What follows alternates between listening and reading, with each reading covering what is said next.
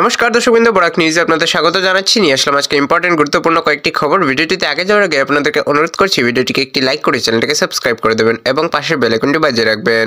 আপনাদের একটা সাবস্ক্রাইব আমাদেরকে মোটিভেশন দেয় আগামীতে ভিডিও বানানোর। তো চলুন দেখে নেওয়া যাক আজকে ইম্পর্টেন্ট খবরগুলি। আসাম সরকার রেশন কার্ডধারীদের জন্য সস্তায় প্রয়োজনীয় খাদ্যদ্রব্য প্রদানের নতুন উদ্যোগ চালু করেছে, যার মাধ্যমে প্রতি মাসে মসুর ডাল, চিনি ও লবণ খুব কম দামে পাওয়া যাচ্ছে। বর্তমানে মোট দাম প্রায় 117 টাকা এবং 2026 থেকে তা কমে 100 টাকা হবে বলে আসামের মুখ্যমন্ত্রী সেটা ঘোষণা করেছেন। এই স্কিমের ফলে রাজ্যের প্রায় 70 লক্ষ পরিবার উপকৃত হবেন, যা নিম্ন আয়ের মানুষের জন্য খাদ্য নিরাপত্তা জোরদার করছে।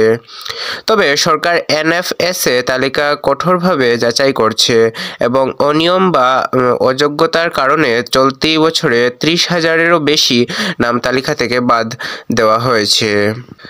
আসামের মুখ্যমন্ত্রী ডক্টর হিমন্ত বিশ্ব শর্মা মহিলা উদ্যোগিতা অভিযান MMUA এর অধীনে 32,860 জন স্বনির্ভর গোষ্ঠী SHG এর মহিলাদের প্রথম কিস্তি হিসেবে জনপিছু 10,000 টাকা করে আর্থিক সহায়তা দেওয়া হচ্ছে, যাতে তারা নিজেদের ক্ষুদ্র উদ্যোগ শুরু বা বাড়াতে পারেন।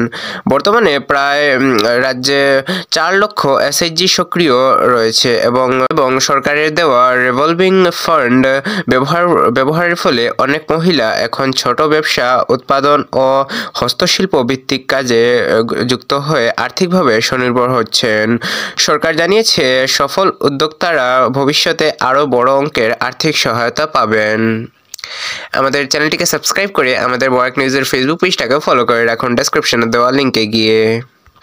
আসামে PM কিষাণ প্রকল্পের আওতায় 2025 সালের 20তম কিস্তিতে প্রায় 20.31 লক্ষ কৃষক সরাসরি ব্যাংক অ্যাকাউন্টে মোট 422 কোটি টাকার অধিক আর্থিক সহায়তা পেয়েছেন। ক্ষুদ্র ও সীমান্ত কৃষকদের বার্ষিক 6,000 টাকা ভর্তুকি দেওয়ার এই কেন্দ্রীয় প্রকল্পটি রাষ্ট্রের কৃষি নির্ভর পরিবারগুলোর আর্থিক স্থিতিশীলতা বাড়াতে গুরুত্বপূর্ণ ভূমিকা পালন করছে।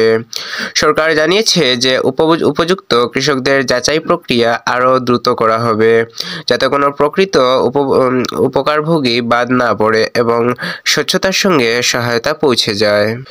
আসাম সরকার ও CCTOA coordination committee of tribal organisations of Assam এর মধ্যে প্রথম দফার বৈঠক অনুষ্ঠিত হয়। 6টি অতিরিক্ত সম্প্রদায়কে তফসিলি জনজাতি ST মর্যাদা দেওয়ার বিষয়ে আলোচনা শুরু হয়েছে। সরকারের পক্ষ থেকে বলা হয়েছে যে সব দিক বিবেচনা করে এ বিষয়ে সিদ্ধান্ত নেওয়া হবে। ইউরোপীয় ইউনিয়ন সহ বিভিন্ন সংস্থার বিশেষজ্ঞরা অসমের দক্ষিণাঞ্চলের বরাক অববাহিকা পরিদর্শন করেন। নদী অববাহিকা ব্যবস্থাপনা, রিভার বেসিন ম্যানেজমেন্ট পরিকল্পনা তৈরি করার জন্য এই সফর গুরুত্বপূর্ণ বলে জানানো হয়েছে। দীর্ঘমেয়াদ জলসম্পদ ব্যবস্থাপনা উন্নত করাই মূল লক্ষ্য।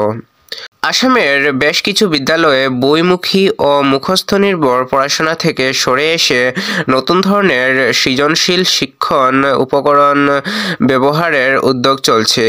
শিক্ষাকে আরও আকর্ষণীয়, ইন্টারেক্টিভ ও ফলপ্রসূ করতে সরকার এই নতুন পদ্ধতি চালু করছে।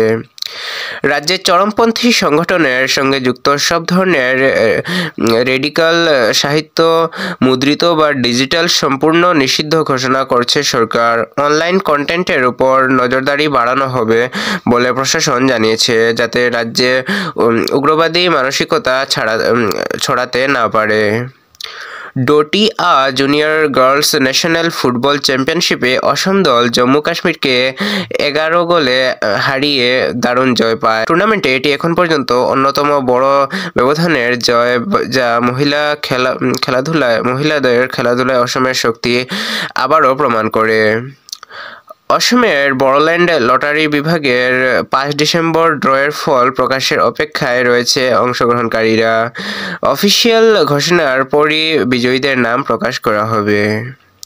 তো এগুলো ছিল আজকে ইম্পর্টেন্ট এবং গুরুত্বপূর্ণ কয়েকটি খবর। এগুলোর মধ্যে আপনার সবচাইতে বেশি গুরুত্বপূর্ণ বলে কোনটি মনে হয়েছে কমেন্টে নিশ্চয়ই জানাবেন এবং ভিডিওটিকে শেয়ার করে দেবেন আপনার কাছের মানুষজনদের কাছে এবং ভিডিওটিকে শেয়ার করে এবং চ্যানেলটিকে সাবস্ক্রাইব করে দেবেন। দেখা হচ্ছে আগামীকাল আরেকটি ভিডিওতে। ততক্ষণের জন্য ভালো থাকুন, সুস্থ থাকুন। জয় হিন্দ।